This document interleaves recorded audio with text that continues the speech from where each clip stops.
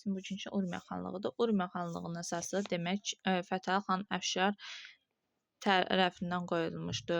2 dənə mərkəz şəhəri vardı. Urmiya vardı, Təbriz var idi. Fətəli xan Əfşar güclüyünü artırmaq üçün, daha geniş ərazilərə sahib olmaq üçün, müttəfiqlərini artırmaq məqsədi ilə Nadir Şahın sərkərdəsi Aza xanla ittifaq yaratmışdı. Burada bir şeyə qeyd etmək lazımdır ki, Nadir Şahın özünlə yox, sərkərdəsi ilə ittifaq yaratmışdı.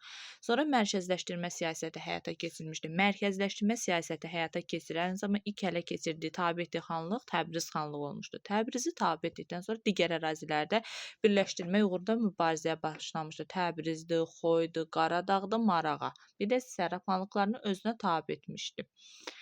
Demək, onun tabe edə bilmədiyi ərazilər var idi Fətəli xan Əfşarın. Ərdəbil, Mako, Zəncəm. Bunu biz açar sözünə yadımıza saxlamalıyıq. Zəmzəm. Demək, Zəmzəm sözünə yadımda tabe edə bilmədiyi 3 xanlıq oldu. Zəncəm, Ərdəbil, Marağa. Nadir Şah öldü 1747-də. 47-də Nadir Şahın ölümündən sonra Azərbaycan ərazilərini, İran torpaqlarını birləşdirmək uğrunda mübarizə getmişdi. Mübarizədə 2 tərəf vardı. Bir Kərim xan Zənd idi, bir də Məhəmməd Həsən xan Qacar idi. Məhəmməd Həsən xan Qacarın əsas məqsədi Azərbaycanın cənub ərazilərini özünə tabe etmək idi. Bunun istəyinə nail ola bildi. Tabe etdikdən sonra şimal istiqamətinə yürüş etdi. Şimal istiqamətində ilk yürüş hədəfi kimi Qarabağ xanlığını seçmişdi. Kərim xan Zənd Urmiya xanlığını Qarabağı tabe etdi. Qarabağı yürüş etdi daha doğrusu. Qarabağa yürüş edən zaman geri çəkildi. Nəyə görə? Çünki Kərim xan Zənd Astrabada hücum etmişdi. O səbəbdən dolayı geri çəkildi. Məhəmməd Həsən xan Şiraza Kərim xan Zənd üzərinə hücum etdi, lakin yolda sui-qəsd nəticəsində öldürüldü. Sui-qəsd nəticəsində öldürülən tarixdə çox hökmdarlar olub. O da bunların sırasındadır. 1759-da Fətəli xan Əfşar Qarabağa hücum etdi. Fətəli xan Əfşara hücum edəndə Məliklər vardı. Biz Məliklər dedikdə nələr nəzərdə tutuq? Xaçındır, Vərəndə, Dizaqdır, Çiləbörd, Talış Məlikləri. Ən çox bunlara yardım edən Xaçın Məliyi idi. Fətəli xan Əfşar Qarabağa hücum edən zamanı Şuşa qalasını 6 ay mühasirədə saxlamışdı. Pənahali xan oğlu İbrahim Xəlil xanı girov verməklə şəhəri mühasirədən azad etdi. Daha sonra Qarabağ xanı Pənahali xan Urmiyadan da asılılığı qəbul etdi. Az sonra demək Qarabağı tabe etdi. Qarabağı tabe edəndən sonra İrəvan və Şəkini də Urmiya xanlığına tabe edə bildi. 1760-cı ildə Kərim xan Azərbaycanın cənubuna yürüş etmişdi. Təbrizi mühasirəyə aldı. Təəssüflər olsun ki, tuta bilmədi. Səbəb nədən irəli? Fətəli xan təzyiqi ilə Şiraza doğru geri çəkildi. Kərim xan demək Azərbaycanın cənubuna hücum etmişdi, lakin Fətəli xan təzyiqi ilə Şiraza doğru geri çəkilmişdi. 1761-ci ildə məşhur döyüşlərdən biri Ucan düzündə Qaraçəmən döyüşü baş vermişdi. Tərəflər Kərim xan və Fətəli xan arasında baş verdi. Üstünlük Fətəli xan tərəfində olmuşdu. Fətəli xanın müttəfiqi bu zaman Xoylu Şahbaz xan idi. Xoylu Şahbaz xanın xəyanət edər düşmən tərəfindən keçməsi onu çətin vəziyyətə saldı. Dedik 1761-də Ucan düzündə üstünlük əvvəlcə Fətəli xan tərəfində olsa da, Fətəli xanın müttəfiqi Xoylu Şahbaz xan idi. O ona xəyanət etmişdi, düşmən tərəfinə keçmişdi. Bu da onu çətin vəziyyətə salmışdı. 1762-ci ildə Kərim xan Azərbaycan cənubdan yenidən hücum etdi. Birinci alınmadı, ikincide bir də yürüş etdi. Bu zaman, bu dövrdə Azərbaycanda xanlıqlar arasında ziddiyyətlər, qarşıdurmalar mövcuddur. Bu xanlıqlar arasında ziddiyyətlərdən, qarşıdurmalardan istifadə etdi. İlk öncə xanlıqlara məktub göndərdi ki, mənim tabeliyim altımda keç. Bəzi xanlıqlar onun istədiyi tələbi yerinə yetirdi, bəziləri isə yerinə yetirmədi. İlk öncə tabe olan xanlıq hansı xanlıq idi? Pənahali xan oğlu Mehrəli bəy Qarabağa müvəqqəti hakim təyin etmişdi. Sonra Kərim xanın düşərgəsinə getdi. Kərim xan 1762-ci ildə Marağanı tutdu. Demək, Kərim xan 1762-də haraya tutub? Marağanı tutdu.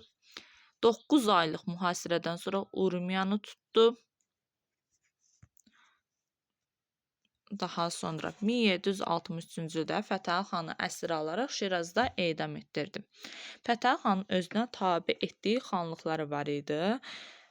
Tuzi. Bunu da bir açar sözlə yadımıza saxlaya bilərik. Tuzi sözündən yadımıza saxlaya bilərik. Fətəli xan tabe etdiyi xanlıqlar hansıdır? Təbriz, Urmiya, Zəncan, İrəvan xanlıqlarını özünə tabe etmişdi.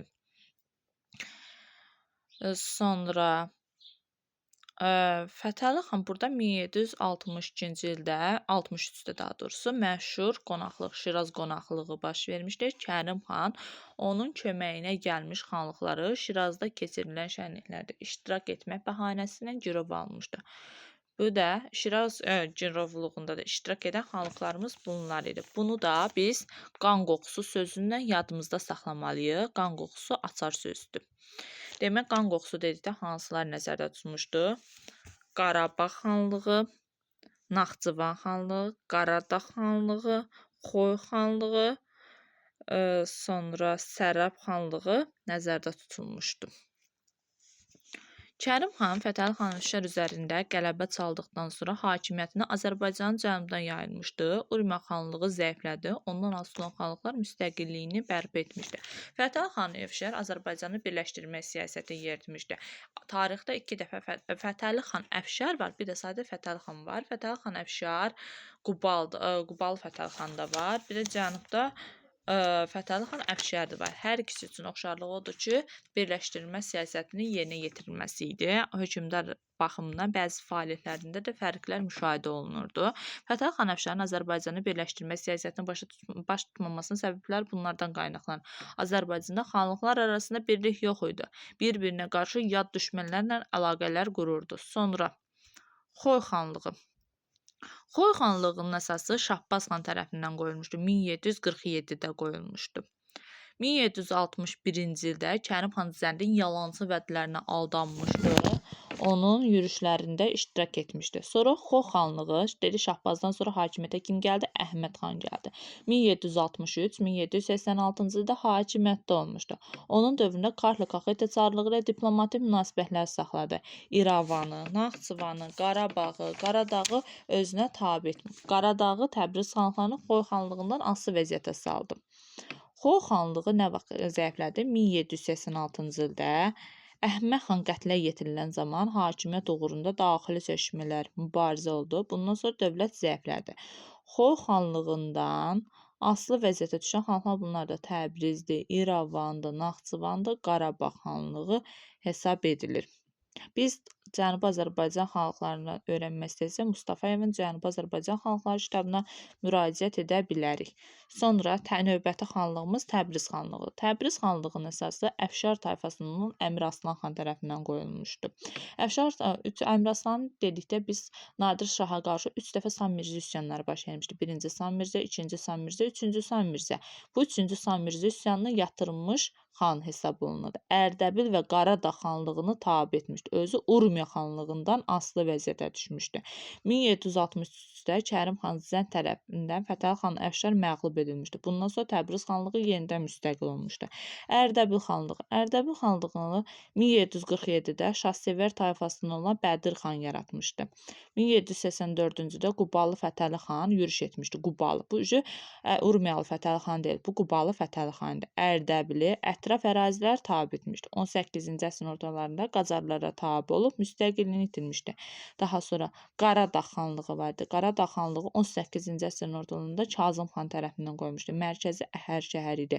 1782-ci ildə Xoy və Qarabağ xanlığının birləşmiş qüvvələri nəticəsində müstəqilliyə son qoyulmuşdu.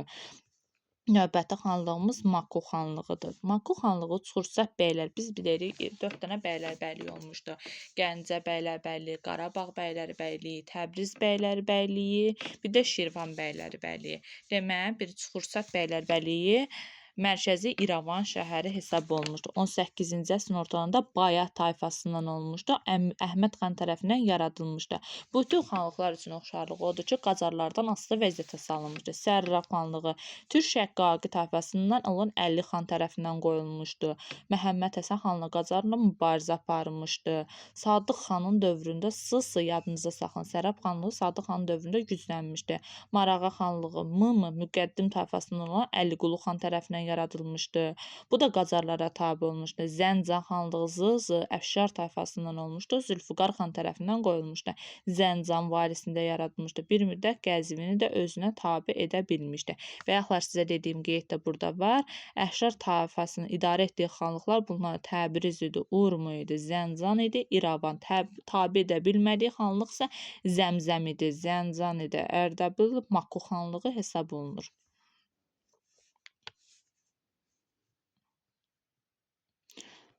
Xəritə baxımından isə belə baxaq. Xəritəsi isə belədir. Bakı burada yerləşir. Bakının ətrafında Şamaxı, şimal-qərbdə yerləşən bölgələr. Bu cənub Salyandır. Salyan aşağısı Lənkərandır.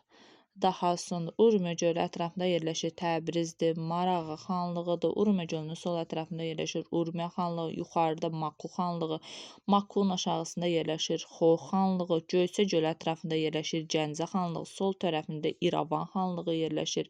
Buranın tabe etdiyi Dağıstan feodal hakimləridir. Bura Dərbənddir. Daha sonra bura Gilan hakimliyidir. Mübarizə apardığı Osmanlı imperiyasıdır, Dağıstandır.